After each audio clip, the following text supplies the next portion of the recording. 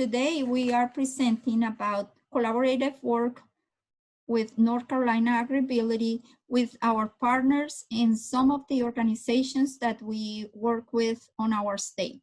I'm Beatriz Rodriguez, the director of the North Carolina AgrAbility Partnership. So our mission is to educate and assist farmers, ranchers, farm workers living with disabilities and their family members who are engaged in production agriculture. We help them improve their quality of life by helping eliminate or minimize obstacles that limit independence and productivity. The core services we provide are direct services, education, awareness, and advocacy, and networking. We provide the direct services as, coming out to the farm on an on-site assessment, and then after setting up the goals with our farmers, we start referring them to the different resources.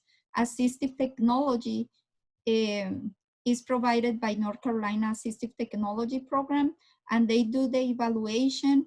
We also refer clients for in-home modifications if they have any healthcare needs, and also if they need to create their business plan when we have new beginning farmers.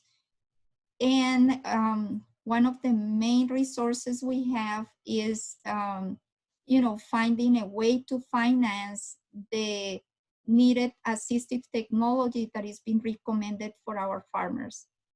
So we connect farmers with resources. We also do these educational activities, educating our farmers and the rural community in general on how to prevent injuries in agriculture and the accommodations needed, resources available.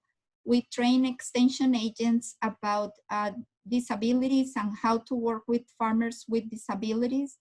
And at the same time, the rehabilitation and medical service providers, we train them about the farming culture. How is, farming is a total different occupation. Even the finances are different. So we kind of provide that training and education. And all of this is possible by the participation and collaboration of our partners, North Carolina Assistive Technology Program, North Carolina AgriMedicine Institute, Disability Partners, and all of our collaborators that you can see their logos here. And so we are working with all of these organizations and programs, and we all believe in our farmers, and we know that they have more abilities than disabilities. So we really help them to solve a problem and work with their abilities. So in today's session, we're gonna have, these are our presenters. I just did this graphic description here. Tammy Coger is the director of the North Carolina Assistive Technology Program, and they basically do a lot of the direct services. They also help us on the education, and all of our partners and collaborators, they help us with creating awareness and advocating for farmers with disabilities, as well as the networking opportunities. North Carolina Vocational Rehabilitation, we have today Joy Tribble, the planner, evaluator, and being service system administrator, and Steve Brink, who's the rehabilitation program specialist. And they do the part of financial assistance when the farmers are eligible. They're gonna explain that to you.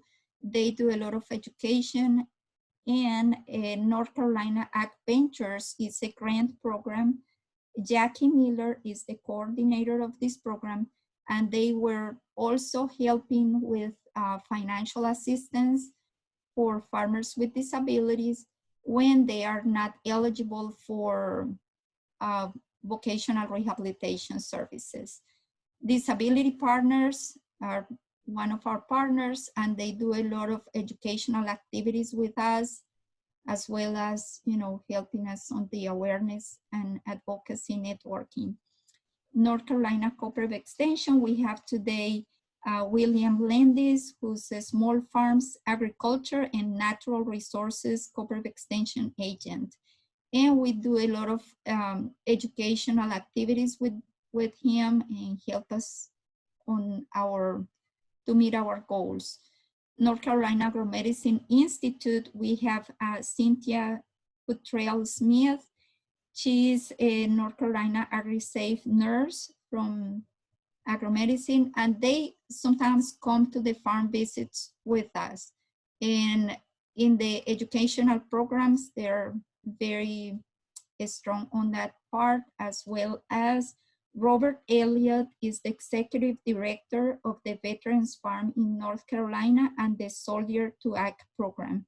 They also help us a lot with the educational activities.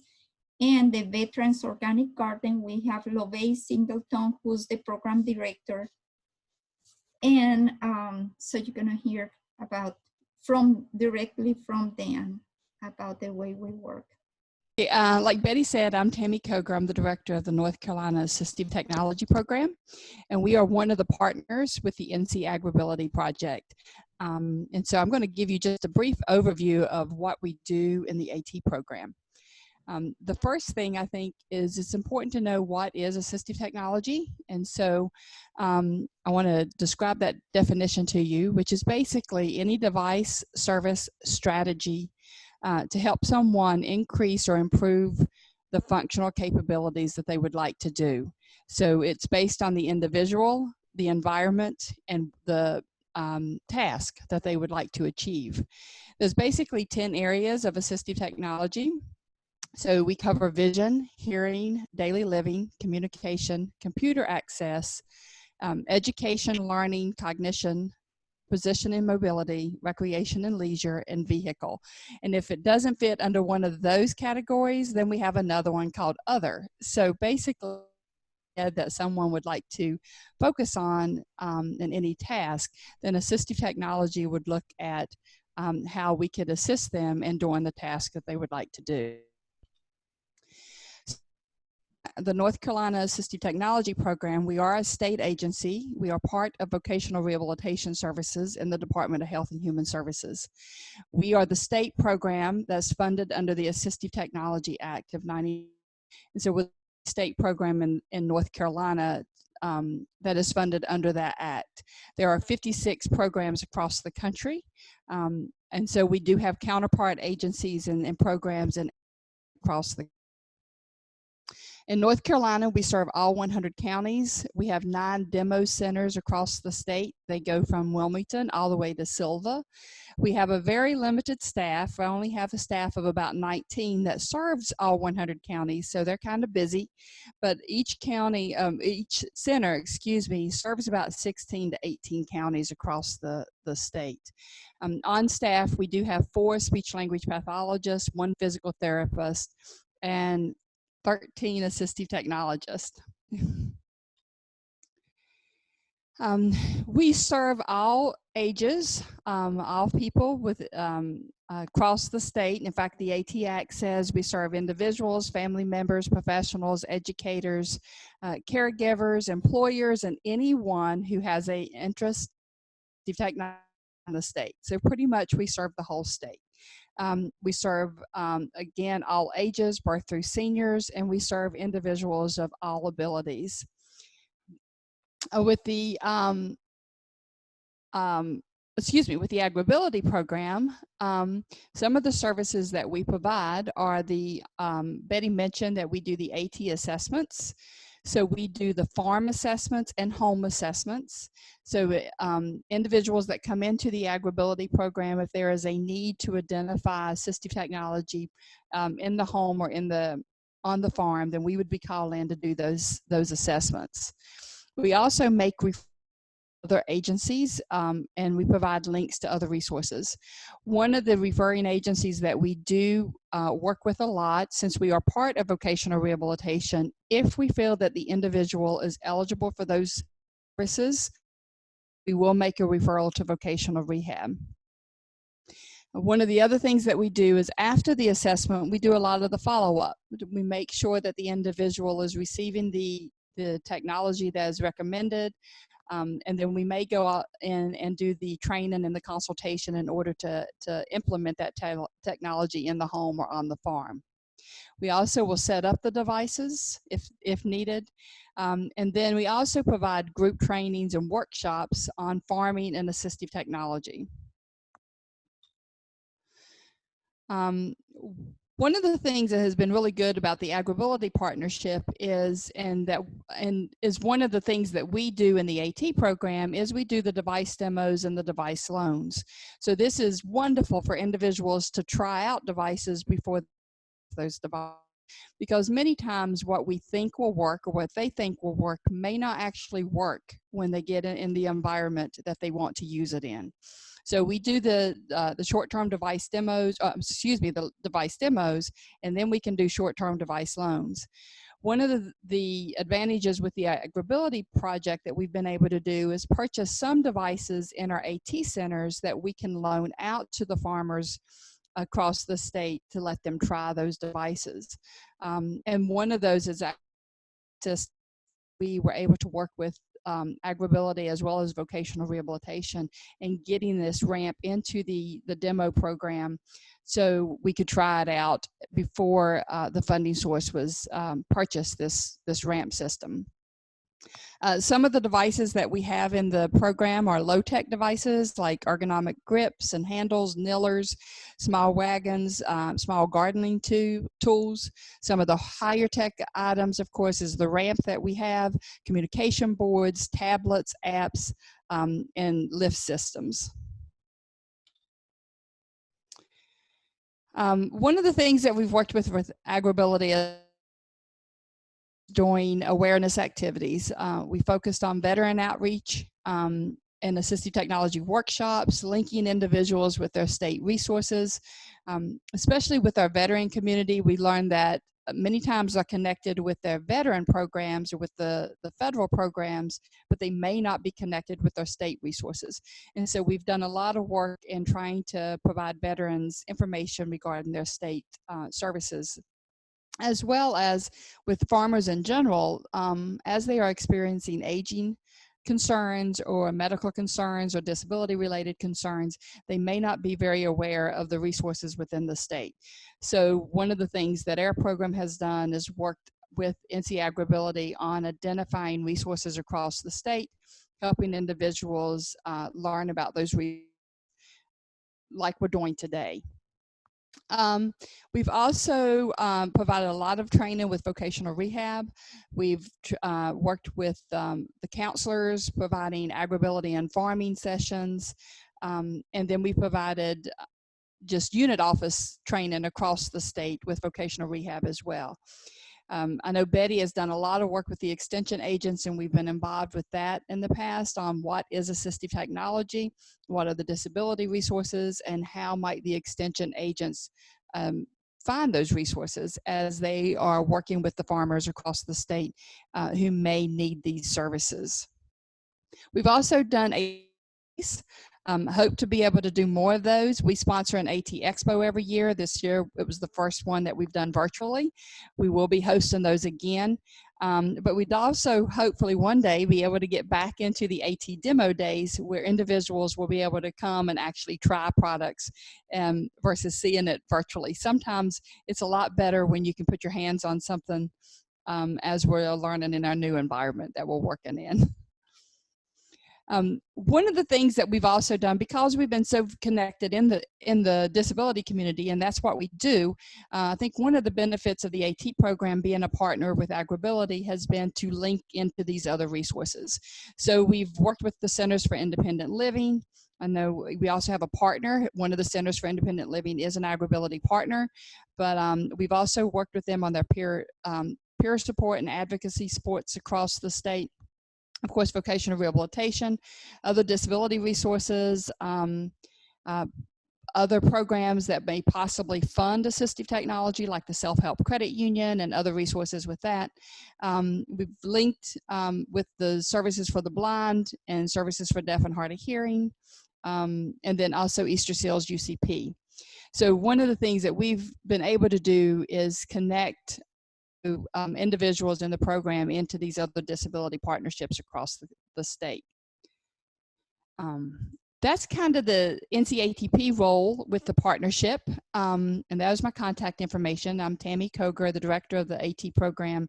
We have an extremely long website, so the best way to reach us is just Google North Carolina Assistive Technology, and we're the first thing that pops up, and you won't have to type in that very long website there. So I think we're going to save questions for later in the chat box, but it's an honor for me now to actually introduce Steve Brink and Joy Tribble with Vocational Rehab. What didn't?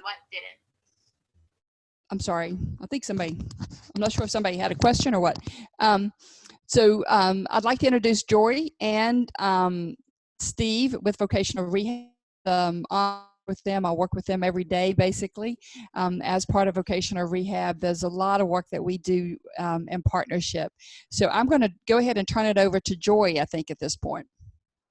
All right, thank you very much. My name is Joy Tribble, and I'm with Vocational Rehabilitation. Steve Brink is with me also. We have a lot of information to cover, so we're going to be flying pretty fast through this. Just going to give you a brief overview here of some things. So there is a referral process. We do take referrals from NCATP, obviously from Tammy. AgrAbility also will send us referrals. So process is they come in, they get referred in, they meet with a counselor. We do have to determine eligibility. Okay, so we get the information that we need to determine eligibility and begin working with the client. We also take the time to do an assessment to figure out what services they're going to need in order to be successful. This is with any client that we work with. And once that is done, then we develop a plan. And that plan will outline the services that the individual is going to need in order to go to work. So AgrAbility and the way we specifically work with AgrAbility clients. First point is that VR does have to support employment. We cannot support hobbies. Now, it is possible that a person could have a farming project that is maybe more of a hobby that we help them to expand into employment, but we do have to work with individuals who are going to be employed and earn income. There basically are three categories of farmers that we work with. We work with existing farmers who already have a business going as a farm and maybe need some assistance in accessing their farm or being able to work independently due to a disability. We work with individuals who are employed as a farmer. They're not the owner, but they want to work for a farmer. And then the third group we work with are individuals who want to become a farmer. They've never been a farmer before, but now they would like to try that. And so that's another group that we work with. So again, with the existing farmer, the business is already established. Perhaps the individual acquired a disability and now they need help with accessing the farm.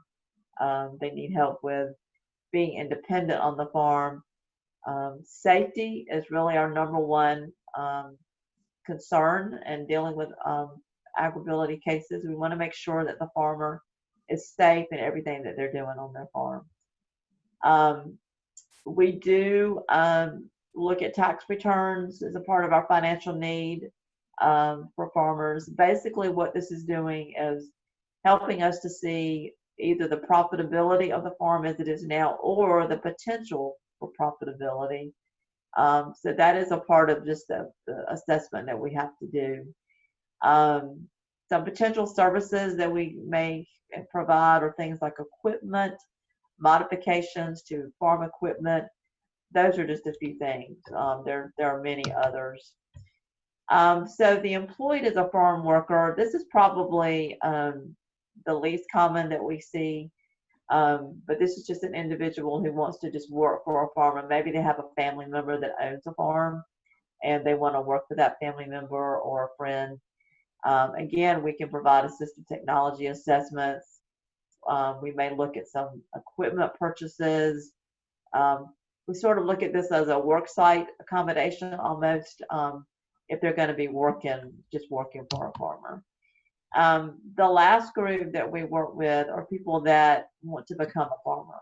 Maybe they are taking over the family business, or maybe they're starting their own farm for the first time.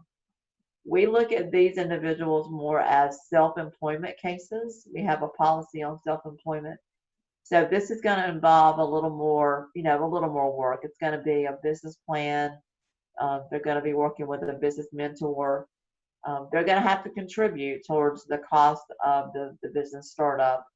For a farmer, this could be that they get credit for things they already have, like land, equipment, and that sort of thing. So that can be worked out with the farmer as well. So the really exciting part of this presentation is coming next. Steve Brink is going to walk us through some pictures of some accommodations and things that we have done for farmers that we have worked with over the last few years. Okay, so go ahead and go to the next slide. So thank you, Joy, for the introduction. And again, I'm Steve Brink. I'm the Assistive Technology Rehab Engineering guy at the state office here in Raleigh for VR. I work with Joy a lot with these cases, as well as Tammy Coger. And I want to showcase 4 individuals that we've worked with over the course of the years here, last few years. And the first guy is Kyle. He's a double amputee from a farm accident. He had some issues with farm accessibility. He was an existing farmer. He had about 40 to 50 acres, I think, all over the place, and he needed access. Obviously, an off-road wheelchair was not going to be sufficient. He could operate the pedals fine and operate the steering fine in the secondaries on a UTV that we found. We have a state term contract with John Deere and their UTVs. And so we found him something with a dump bed, full screen, because he was moving quite quickly in the back 40, and he could ambulate, pivot, transfer in. Love this thing. That was low-hanging fruit for us. But we also needed to work on his ability to get into his truck and get around the rest of the farm. What we used was a Life Essentials running board lift. I don't know if you're familiar with that, and if you can see that where his left foot is, we can take an existing running board with that Life Essentials product and modify it, and he can pivot transfer. It lifts him up into there, just four-wheel drive. And again, he can operate the truck without any hand controls, and then he pulls a scooter trailer. I don't know if you're familiar with that product, but for long distances or out in the community, he uses a power wheelchair, and so he has a scooter trailer that he pulls with his truck. Okay, Joy, you want to go to the next slide? Okay, so the second guy I'd like to talk about is Cliff. He's an existing farmer, and he started developing a degenerative muscular nerve disorder, similar to MS, but we just had to work with what we had, because he got to the point where the big bear quad runner that he was using, and he had heavily modified. If you look at those pictures on the left and right, he did a lot of work on this thing, because he would hand pick vegetables and sell those farmers markets. He would also get into a lot of his tractors, but this was his mobility device around his farm. It had just gotten to the end of life. He needed a lot of tools that he had to carry around for access all the time, and as well as, if you look at the very bottom picture, he needed a rigid base to balance himself on, because he would lower himself down to hand pick the vegetables. Joy, can you go to the next slide for me, please? So Cliff also needed access to his Ferguson farm implements. He had at least 3 on the property, and he also did, for profitability and for small business, he did some stuff, some other farms in the area. And so he needed access to all this different machinery. He did a lot of his own mechanical work. Okay, Joy, the next slide, please. The first thing that we ended up implementing was we looked for something that was mobile, because he had so many implements to get into. So we went with the Life Essentials trailer lift. We tried it out with them first. We had them come down, and we mocked it up with several tractors that he had. This was the highest one, and it worked out great. You can see in the picture on the left, he got from ground level all the way up into where the housing was for the machinery, and he works on it great. It's very safe, very stable. And go ahead and the next slide, Joy. And the one advantage that we really enjoyed for this particular lift, this Life Essentials trailer lift, is it was mobile, so we could take it to everything. but it also would work in all three planes. So up, down, in and out, it would turn, but it would also telescope the arm on it so it could get him into the cab, which was a lot safer with his transfers. So Joey, you want to go to the next slide for me? So finally, also addressing his mobility around the farm if it wasn't using a tractor with a large footprint, we had a Kubota in mind. He had looked and we looked. It took a while to narrow it down. We needed something that we could modify with hand controls for him. And if you look the pictures to the right, we used some Sure Grip, standard off-the-shelf hand controls to latch onto his pedals.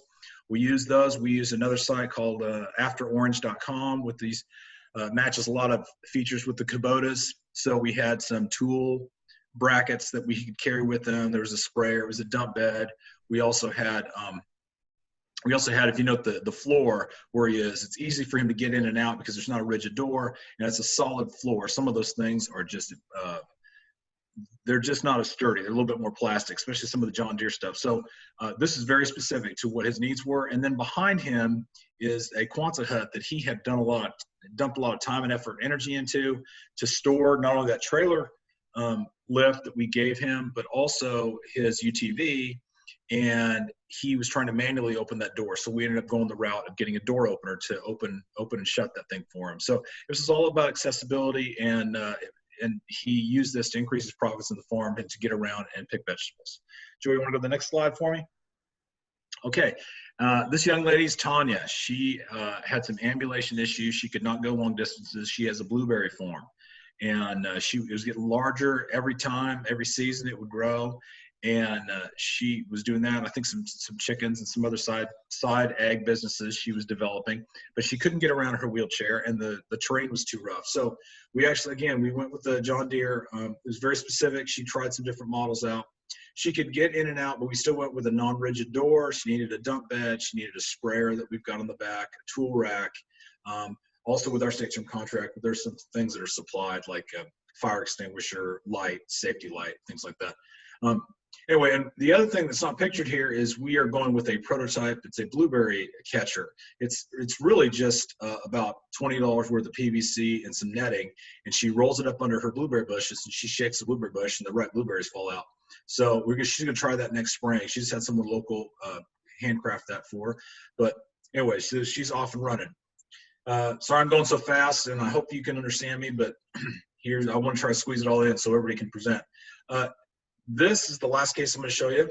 It's Lee. He's a young man. He's a quad. And this is about some accessibility issues and safety issues he had on his farm. This is what they had. They had an old case tractor. This was his mobility device on his farm. You can see they modified it extensively. To the left, that upper left, you see the winch that they put together. They welded it with some box steel, put a winch together from Ag Supply, got him up and in there. His dad was helping him full time, getting him in the tractor, in the cab, and he would stay in there pretty much all day. That's where he would go. Let's say he'd get all over the farm. They had about 50, 60 acres there, and they had a couple of chicken houses, and they did a variety of cattle, some other things. He needed a safety right away, so we partnered with NCAT and AgrAbility, and we looked at some assistive technology for him. We just got him an egg camera system so he could see his blind spots. So to buy some time while we develop some longer term solutions for him. Go ahead and go to the next slide, please. So the first thing we looked at again was mobility and accessibility to his farm. And he had very specific needs because he was a quad. He did not independently transfer. His dad would get him in there with the Hoyer lift and with his harness. We get him into these bucket seats. We need some bucket seats. The Polaris General had what we needed. And we also used a torso strap to stabilize him. And then we went with some hand controls that were some Sure Grips. But what was specific to this, and even the Polaris General, that we needed was a reduced effort steering setup.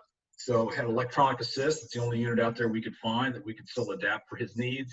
And we just did some more stuff with the secondary controls, the shifters. You see that fresh metal shavings on the picture on the right with the blue strap on it. That's how he shifts. And he was off and running. So if you go to the next slide, please, Joy. And there he is. So you can see the dog on the left. The boy and his dog just running around the farm. He took off and he was gone. He did great. He just had total control of this thing. He was all over the farm, and this really helped for his safety standpoint, and I think it relieved a lot of stress and strain on his dad from transferring up in that tractor. Plus, he could get to more places on his farm. He could run the cattle from here. He'd actually had given him shots from this shooting from the Polaris. Worked out really well with this. All right, Joy, with the next slide. This is a partnership that I'm going to present to you because we worked extensively with North Carolina Assistive Technology Program with Tammy and with AgrAbility as far as finding some equipment that was purchased and that we were able to mock up and try before we buy. And because that was real important. So this is a product called an Access Unlimited Multi-Lift. And this is it's like a series of hinges that you can customize, and it pivots 360 degrees, so it can go all the way back on itself. But it also, on the end of it, is the motor lift, and he was a pretty sizable guy. So getting him up from the ground to the cab was our ideal situation, but we couldn't get that much travel. So we went from the truck all the way up into his cab, and we tried it, and it worked well. So we ended up buying it. And then I think Assistive Technology's got one now that we can still try again on any other future clients. So final slide I'm going to show with this. So the fruit of all that, working with Lee, helping him with farm accessibility and with his transfers, it put some wind in his sails. And the upper shot, upper right, is the size of the sunflower fields that they were growing. And he started a cold press sunflower oil business called Carolina Gold. You ever see it? That's what you're supporting. And we didn't support necessarily the business, but all the things that surround his accessibility and his safety with the farm. He developed this with his family, and it's off and running. So, sorry, I had to shove all that in there. I hope any questions, you contact me directly. But that's it. I think we're going to save that to the rest. And Betty, who am I handing this off to next? We're going to have Jacky Miller, who's the coordinator of the North Carolina Ag Ventures Grant Program. As Betty said, I work for NC State Extension, and I coordinate the NC Ag Venture Grant Program for farmers. Now, the grant program actually started back in 2014, and at that time we were only able to work with farmers in 10 counties, and that program expanded to 18 counties. And last year, we received a 3-year grant that allowed us to expand to 46 counties in the state. Please expand the grind. Can you go to the next slide? Thank you. So these are the 46 counties that we are working in. And if you are an independent family farmer in any one of these counties, you are eligible to apply for an NC Ag Ventures grant. Now, the program has been totally funded by the North Carolina Tobacco Trust Fund Commission, not to be confused with Golden Leaf. They are two separate organizations. Please advance the slide. And Tobacco Trust has not forgotten about the other counties in the state. They also provide funding to 2 other organizations that work with the remaining counties in the state. Now, each organization has a separate grant program with their own protocols and their application process. Please advance the slide. But I think you could say that all 3 of the programs offer a great opportunity for producers looking to improve, diversify, and or expand their operation. Next slide. Now, NC Ag Ventures offers 2 grant options. The first, as I've mentioned, is a farmer grant for independent family farms. And the second is a community grant. Advanced slide, please. An example of a community grant would be a livestock association could purchase portable corral equipment for their members to rent or to share, or a local farmers market could get a grant to expand or update the facility. Generally, a community grant is a collaborative project that will directly benefit 3 or more family farms in the community. Next slide, please. Now, the maximum award for both grants is $8,000. The grant awards are taxable income. The grant recipients must provide 15% of the cash of the total project. Applicants must work with an extension agent on their project proposals.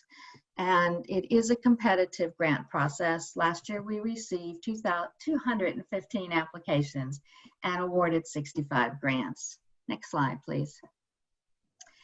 We do not get many applications from farmers with disabilities, but we're hoping through programs like this, we'll be able to get the word out that NC Ag Ventures is open to all farmers. And we are actually accepting grant applications right now. Next slide, please. And this is our webpage.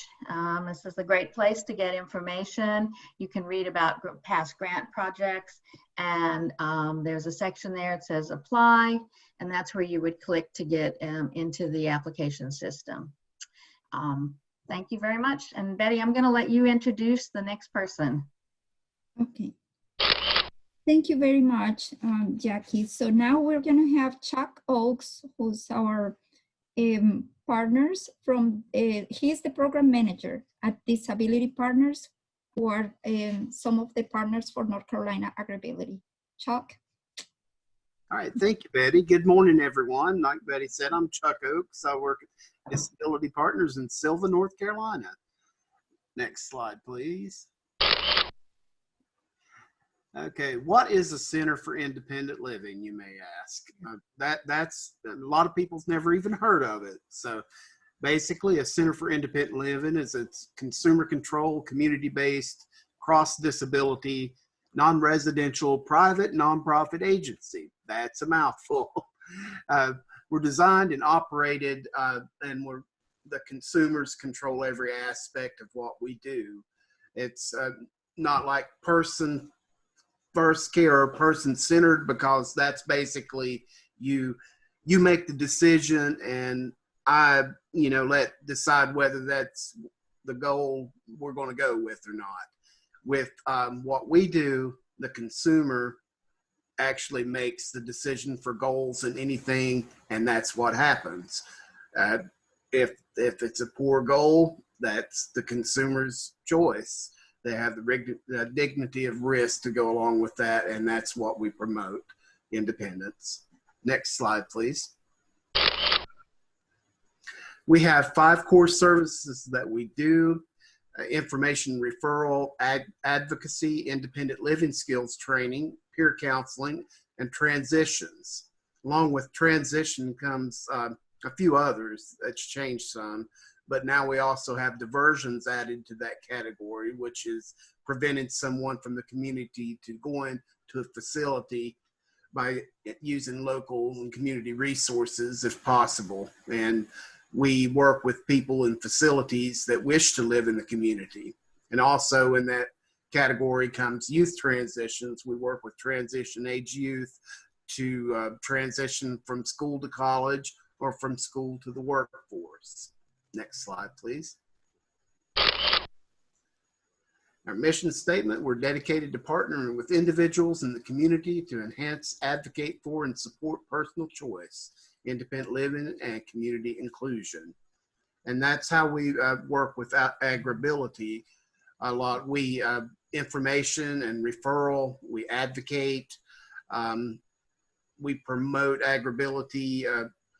We also excuse me, we make the referrals to AgrAbility, and we educate on the American with Disabilities Act, which how it would, someone has a problem and they don't know the solution for accessibility, they're welcome to get in touch with me or Betty, and Betty will get in touch with me, and I'll get back to the person and explain at least my understanding. I'm a certified American with Disabilities Act coordinator, so I've studied it a little bit.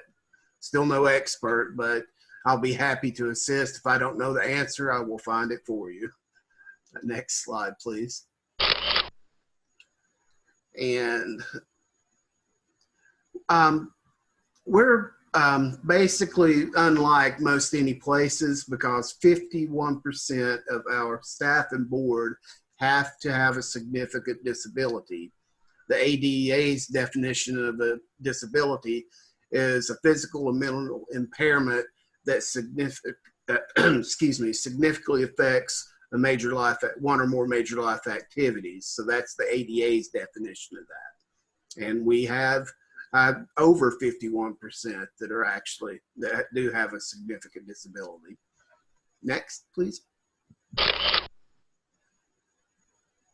Okay, next, I thought that I'd cut some of this out when I'd send it to you, but this is just about other services. We have not only a Center for Independent Living, we have different programs that are under the umbrella of Pathways to the Future. And we're disability partners. We have Person First services, we have home care, an employment network. So that was just what goes along with this one. Next slide, please. Next one. And independent living philosophy, it's controlling and directing your own life, taking risks and being allowed to succeed and fail, having opportunities to participate in all aspects of community life, making decisions and taking responsibility for your actions, exercising the greatest degree of choice about where you live, with whom you live, and how you live, asserting your rights and responsibilities as first-class citizens. That's what a Center for Independent Living is all about. We promote independence, accessibility, and inclusion, and what the freedom for choice, whether it be a poor choice or a great choice. We, disabled or not, we all make poor choices, and it's your right to make a poor choice. We're just there to kind of tell you, okay, it might not be a good idea, but it's up to you. So next slide, please. And here's our contact information. We have 2 offices. We have one in Buncombe County in Asheville and one in Silva. And we cover, between the 2 offices, we cover the westernmost 14 counties of North Carolina. Next slide, please. And it should be the, yep, then here's our coverage area. And if you find yourself needing services in an area that's not covered by us, there's other centers for independent living in North Carolina. There's 8 total, and they divide the counties between them. And if you need help finding one, contact Betty or myself, and I'll be glad to help you and point you in the right direction. Thank you for listening to me. Thank you, Betty. Thank you, Chuck. And now we have William Landis. He is the Small Farms Agriculture and Natural Resources Cooperative Extension agent. And so he's gonna explain a little bit more how we work together. Hello, everybody. Sorry about that. Just had to get things straight. Again, I am William Landis. I'm the Small Farms Agricultural Natural Resource Agent for Warren and Franklin County Cooperative Extension. I'm a North Carolina A&T State University employee. Just a little bit about Cooperative Extension, and many of you have worked with them. I'm just going to give a quick little background. Cooperative Extension is a cooperation between the two land-grant universities in North Carolina A&T State University and North Carolina State University.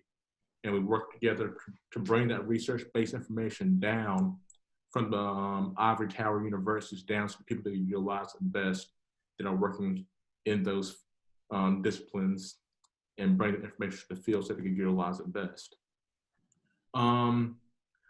I personally am Ag and Natural Resource Agent, but Cooperative Extension also has, everybody's heard of 4-H. 4-H comes from Cooperative Extension. We do a lot of good work in family and consumer sciences, youth development, and nutrition development. But today I'm going to concentrate mostly on the agricultural parts of it, and I'm just going to doing a case study of Carolyn Cheek's farm and her farm, Jack's farm. So just kind of a background on it. It's in Warren County, North Carolina, and the owner is Carolyn Cheeks. She's the owner of multiple businesses. She used to be a bails bondsman, and she has a florist shop right downtown. But sadly, that florist shop recently got damaged in a fire in an adjacent building, so she's no longer utilizing that. Carolyn Cheeks has had issues with arthritis, And so that's provided, caused some issues in her endeavor to start farming. So that's why I contacted Betty at AgrAbility. And from that, we worked with, can you go to the next slide? Yeah. We worked with Betty, and she's connected us with a lot of people at Vocational Rehab, Assistive Technology. You can see some of the people in these pictures. And all of this, all the work everybody put in, culminated into a fall field day that we hosted. We invited all the people from all these organizations to work with, to come and present, tell us the work they do and what they did on Carolyn Cheeks' farm. Another caveat, in our area, we didn't have Ag Ventures, the program that Jacky Miller works on currently. We didn't have it for, it's Ag Ventures now, but before, last year, 2 years ago, it was actually RAFI. And we used the RAFI grant to get some materials for Carolyn Cheeks. So there's potential there to utilize those grant monies, those innovative idea grant monies in agriculture to assist farmers with disabilities in going into agriculture or expand the operations. So there's a success story. Yeah, Carolyn Cheeks is still growing. She's utilizing the Jack box. It's a community support agriculture box that she uses to alleviate food insecurity in the county. And you know, a lot of this has to do with the cooperation with Assistive Technology and Vocational Rehab, and it was all coordinated with the help of Betty Rodriguez. There are other cases that we've worked with AgrAbility. Barbara Kearney, a blind farmer who wanted to grow garlic. We started working to get a business plan done for her. There are multiple other cases where we work together and things have gone very well, and I look forward to working with AgrAbility in the future. Very short and sweet, but pending any questions, next person. So Cynthia Smith, she's the North Carolina AgriSafe nurse from North Carolina AgriMedicine Institute. Thank you, Cynthia. Hey, everybody. I'm glad to represent the North Carolina AgriMedicine Institute, which sometimes we call North Carolina's best kept secret. Our mission statement is to promote the health and safety of farmers, fishers, foresters, their workers, and their families. And we do this through research, prevention, intervention, and education and outreach. So just to make that a simple statement, our job is to keep fishers, foresters, and farmers safe and healthy. We want to make sure, and with this presentation today, that all of the AgrAbility clients have access and information to keep them safe and healthy by utilizing our programs, and also to help prevent secondary injuries. Next slide. Agriculture is North Carolina's leading industry, and the latest data, agriculture contributes $92.7 billion to the state's economy. But with that, agriculture is also the deadliest occupation, with a fatality rate of 4.5 times greater than the average of all other North Carolina industries. There are lots of reasons for that. We're working with big machinery. The average age of farmers now is 59 years old. And even though that's not old, we have a lot of farmers still farming into their 70s. And with age comes decrease in vision, hearing, balance, etc. Okay, next slide, please. Okay, the Institute does programs on all of these health concerns. We do respirator fit testing. We can educate about respiratory diseases common to agriculture. We also educate about skin disease, which we see a lot of skin cancers in farmers and fishermen. Hearing loss. Hearing loss happens with age, but it also happens because of long-term repeated exposures to decibels over 85. Cancers, bladder, prostate, melanoma, musculoskeletal disorders. If you live to be 55, you're probably going to have some form of arthritis and osteoarthritis. Some of our farmers have rheumatoid, psoriatic, different types of arthritis. If in North Carolina, it can be hot, humid, and that heat stress can be fatal. We also have to remember there are pesticide poisonings, and it's usually unintentional. We tell people how to read their labels, where to find the personal protective equipment needed for using that chemical on the label. We also can instruct in zoonotic diseases, which are diseases that are passed from back and forth from the animals to humans. During the summer, we're still a big tobacco state right now, and we have a lot of green tobacco sickness, and we strive to educate farmers and the big farms to have a program that instructs their workers about that. We do screening wherever we go for health screening for blood pressure and blood sugar. We find a lot, we call them the silent killers. We find a lot of people with undiagnosed hypertension and undiagnosed type 2 diabetes. We're not able to travel a lot right now, or we usually participate in programs with Farm Bureau, Extension, trade shows. We're not doing that now, but we are still going to be respirator fit testing, although it's going to look a lot different with our counties this year. Obesity is also another health concern, and I'll say with all of these, we don't diagnose, but we can educate you on, and the farmers, their families, their workers, on what to do for any of these concerns. And we do educational programs with kids in school all the way up to our seniors. Next slide, please. Here are some of our programs. Let's say we are the North Carolina AgriMedicine Institute. We are partners with East Carolina, NC State, and NCAT. I am an AgriSafe nurse. Our other programs are Fit to Farm. We participate in the AgrAbility.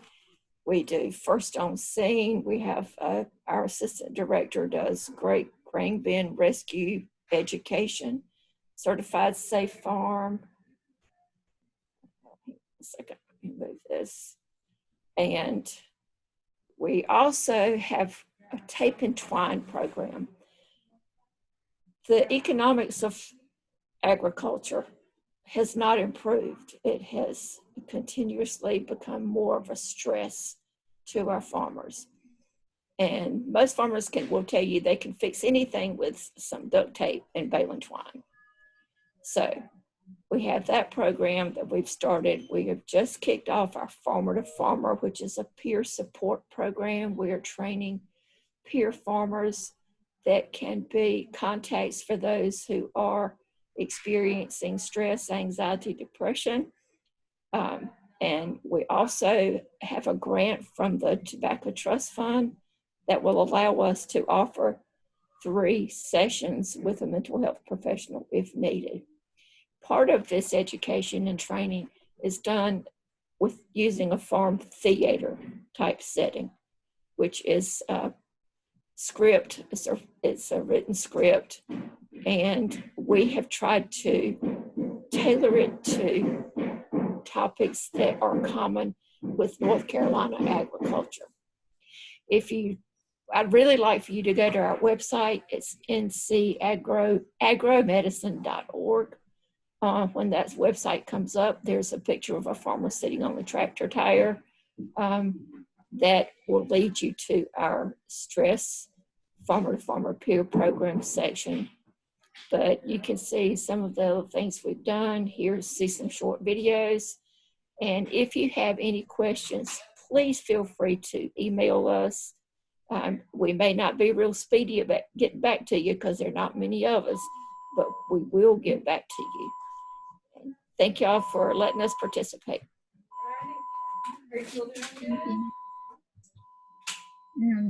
Now we have Robert Elliott, the Executive Director of the Veterans Farm in North Carolina and the Soldier to Act program. So good morning, everyone. I am the Executive Director of the Veterans Farm in North Carolina, and I'm sitting outside today because we're on a tour. But and it's a little bit loud. I'm sorry about that. But anyway, trying to juggle multiple things. But I'm the Executive Director of the Veterans Farm of North Carolina and the founder and program coordinator of the Soldier to Agriculture program through NC State on Fort Bragg. Next slide, please. So veterans in agriculture are a very well-connected set of two industries. North Carolina's largest industry is agriculture, as you probably all know. Second largest industry in North Carolina is veterans. And, well, not veterans, but the military.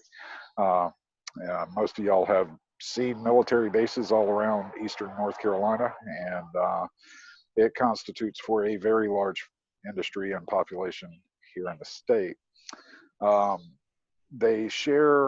Those two industries share a very common thread. Since the dawn of time, a lot of the wars that we have ever fought in were fought by people coming from farms. And you can see the statistics, but pretty much up until World War II, we did not have any disconnect between the military community and the agriculture community.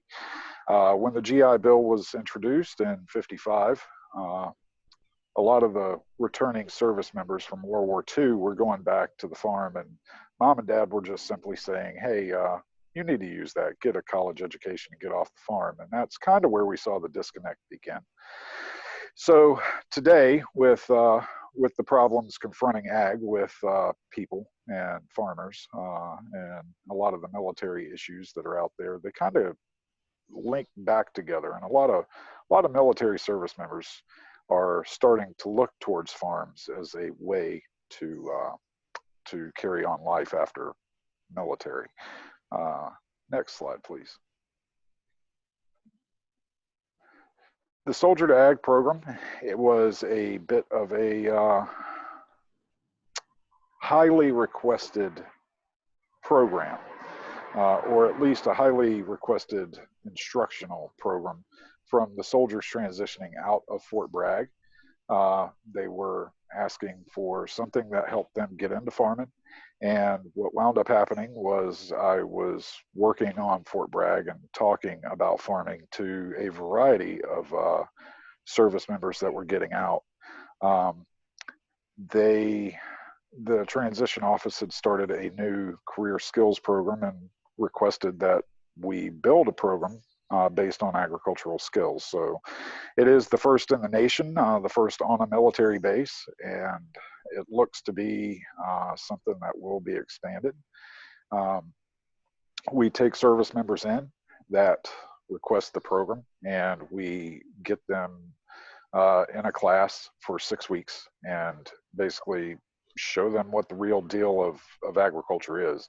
As many of you know, if you work with beginner farmers, there are quite a few of common misconceptions in the beginner farmer rancher world, especially like there's all this money out there for you to start farming, and you know, you're going to make tons and tons of money on your first year farming because nobody's thought about it. So we smash a lot of those misconceptions and give them the real deal.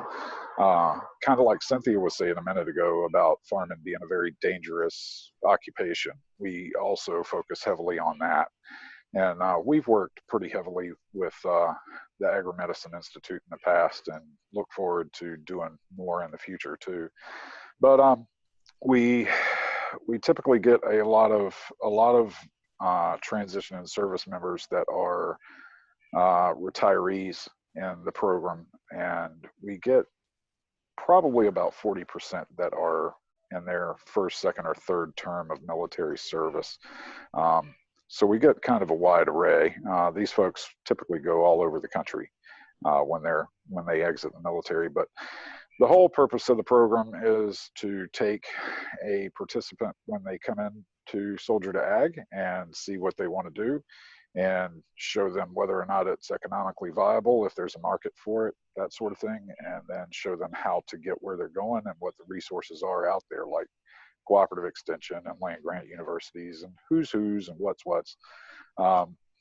So next slide, please. The Veterans Farm of North Carolina is a 501c3 nonprofit, and it is a program that I designed simply because there were so many veterans coming to me at one time, about 7 years ago.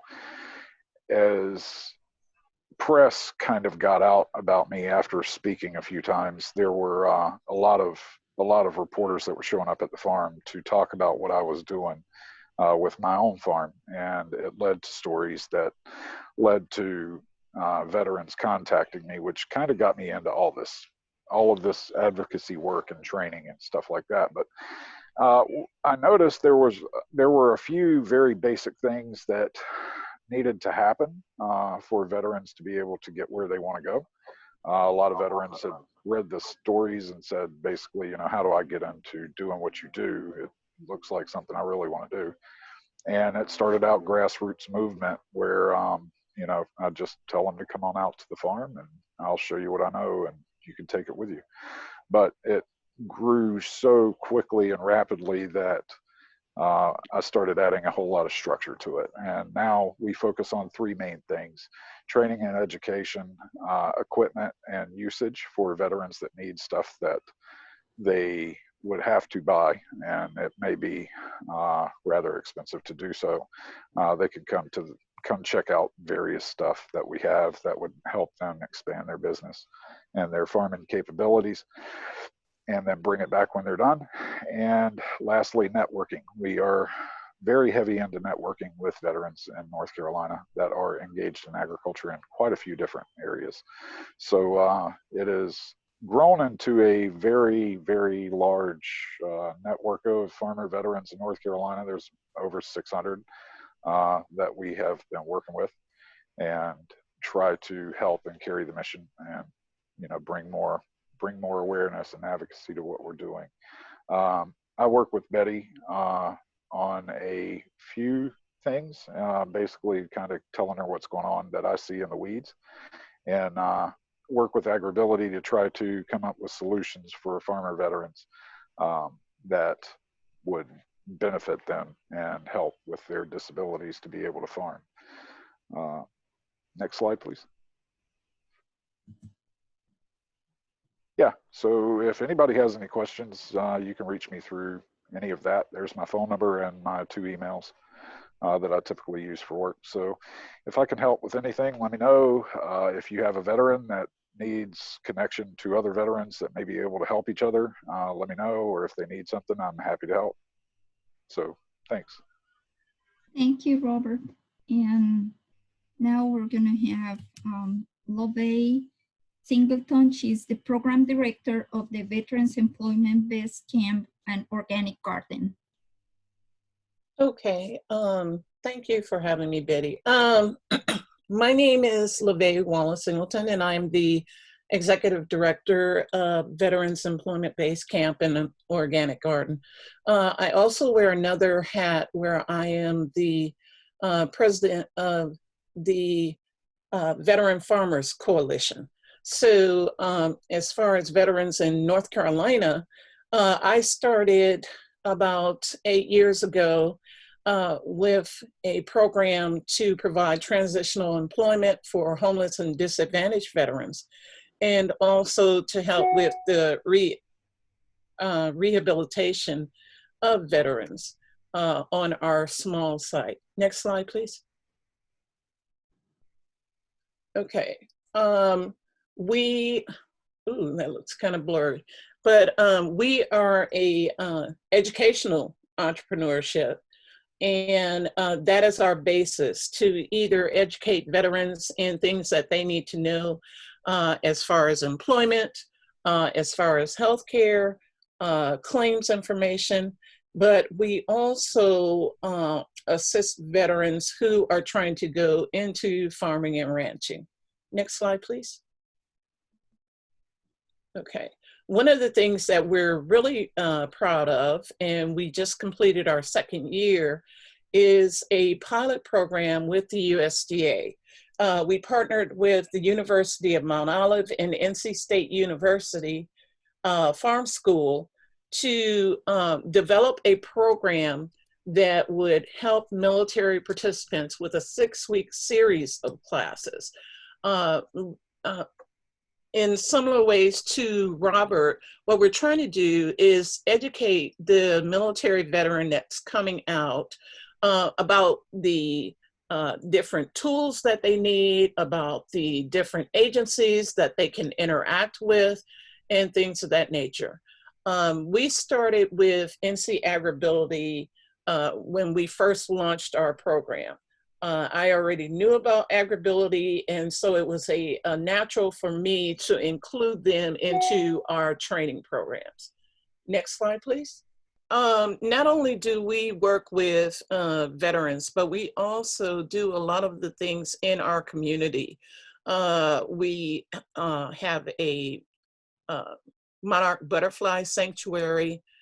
We provide horticultural therapy. As I mentioned earlier, we try to beautify our gardens so that when veterans come out, they not only would see what they could do agriculturally, but also the different plants and flowers that they could have in their community. We also hold a lot of military support events. We started one of the first veteran stand downs, which is an outreach for homeless and disabled veterans in our area. In the bottom left corner, you'll see the gentleman that came out with Betty to look around at our garden and see what we were able to do. In the middle photo, it shows one of our stand downs. We run anywhere from 100 to 200 veterans through this stand down event. We also bring out equipment so that veterans will get the chance to try things like the Bobcat, the, oh goodness, the Kubota saws, different things of that nature, because as they had mentioned before, injuries are really prevalent as far as older farmers and also farmers that aren't knowledgeable about what equipment can and cannot do. These are some of our core values, which I think many of the organizations that are on here today have.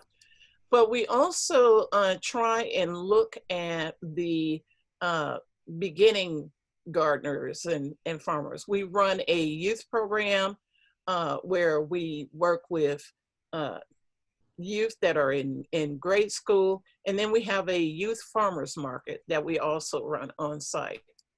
That has led to us winning many community awards, but that's not why we do it. After Hurricane Florence, we had to decide what we were going to do because our organization was really devastated by the flood. And I'll pop back to one of these pictures that shows how much water over there in that swimming pond is our garden. And so we had to decide what we were going to do. We got support from numerous agencies like AmeriCorps, a variety, even NCAT came out to assist, the Boys and Girls Club, and also our board of directors, which is a very active board of directors. It's not one that you just come to the meetings and sit around. Now we're back on track, or we were back on track, and we decided to make a move and just move the whole garden out of the floodplain and put us on a different site. So that's what we're in the process of. We're working on getting ourselves established at the new site. This is my contact information. You are more than welcome to contact us about what we do. Also, if you have information about or would like information about veterans operating in your area, if you would contact me, because as I mentioned, we have this other hat that that I wear, which is for the Veteran Farmers Coalition. And so I would be able to get you in contact with other veterans in your area, veteran farmers in your area. But I think that's about it. I don't see any questions. So thanks, Betty, for having us. Okay, well, thank you, Lovey, and thanks everybody who presented today, and to all the participants that were here.